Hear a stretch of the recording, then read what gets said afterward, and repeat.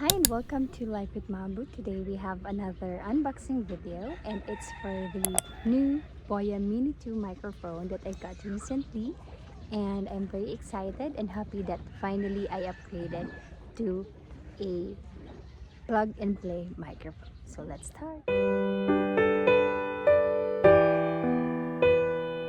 So the reason why I recorded here outside is for me to be able to really show the difference. So this is what is actually happening.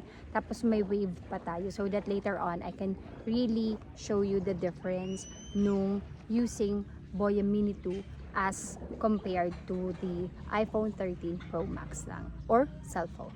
This is the box. I got this from Shopee. This is around 2,000 pesos.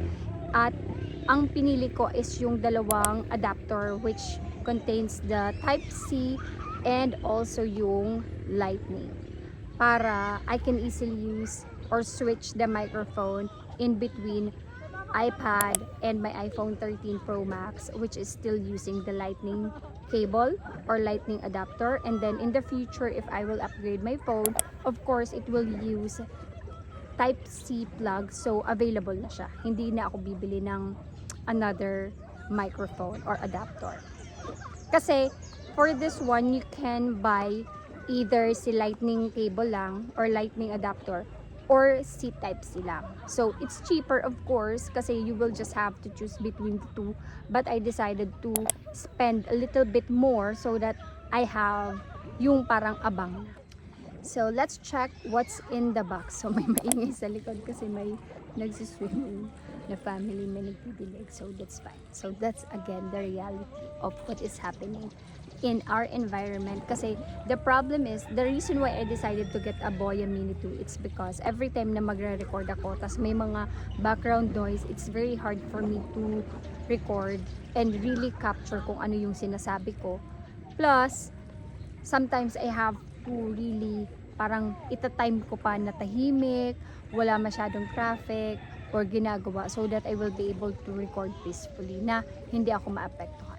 So this is our resolution. So let's check what's inside. So this is the box. And this is available in two different colors. The one is yung parang silver na shiny. It says Boya Mini 2 upgraded super mini wireless microphone with AI noise cancellation. So this is the latest version. At meron akong nakita na review na it has parang yung chini-change na yung voice. I'm not sure if we will be able to test that here. So here, let's unbox. Maganda dito. So dito yung tambayan ko paghapon. Kasi maganda yung sunset. So what's inside the box? Dahan-dahanin natin baka mag-shoot sa dagat. So we have the cable. So we also have a warranty card, the instructions manual, baliktad, Boya Mini 2 quick start guide, and we also have this parang bag siya, string na parang felt cloth, at maganda yung quality niya. So yan, this is the USB-C cable. Yan. So sobrang liit lang niya, which is nice. Again, this is just a plug and play. Tapos meron din tayong nakalagay dyan na nakatape pa siya. Sige! So nandito yung charging port niya. And we have here the two microphones. So maganda to kasi if you have, let's say, a friend, a partner, or anyone na kasama mo during vlogging, you will be able to use both simultaneously. So ang liit lang niya. Tada! So this is the Lightning. So plug and play lang siya, which is very nice. Lightning cable, and this is the USB-C. So it's very good if you have multiple devices na iba-iba yung parang port or charging port. So which is very nice, and also this is magnetic. See? Magnetic. At this is the microphone. So ang liit-liit lang niya. Have here the button so that we will be able to change the setting. At nandito yung light indicator niya, so you will be able to see green, blue or sometimes yellow na setting. At meron na din siyang clip. So you just have to press this once para ma-enable mo yung noise reduction. The green one is the noise reduction. The blue one means connected. So this is me using the noise reduction. This is me na napapalibutan ng mga manok, ng waves. And then later, I will show you how it sounds like sa public setting, yung mas maingay para mas makita natin yung difference. Hi, so currently I'm in town, tapos I really want to be in a place na maingay. So meron tayong background noise kasi yung munisipyo nagpapatugtog. And ito yung traffic in front of me. So, itetest natin what will be the change difference if it will be really good. Talagang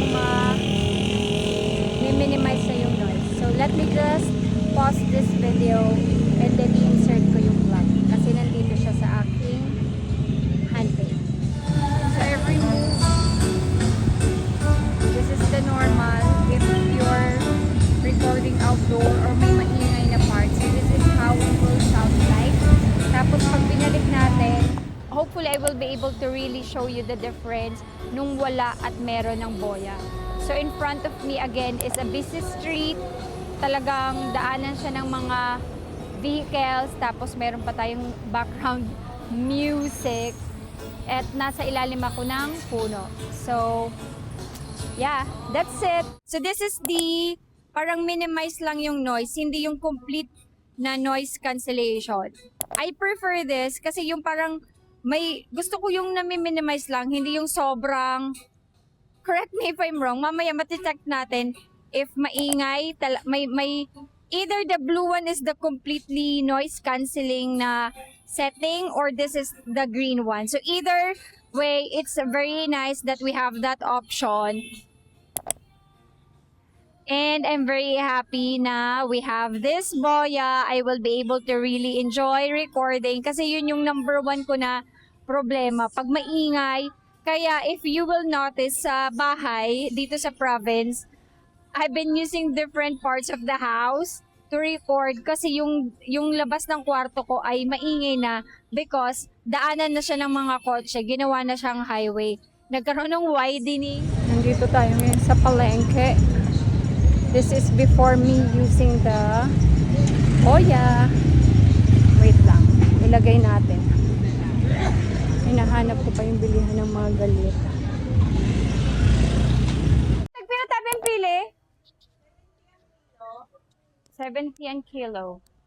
So, nakabili tayo ng pili worth 200 pesos. And pinagpawisan tayo kasi nagbungkal tayo doon sa sako. So, this is a very good buy. At bibigyan din natin ang ating mga pinsan, Angel and Vanerica. At maghahanap na tayo ng galyeta. So, this is how I sound like pag wala yung boya. So that should convince you in Galir. Oh,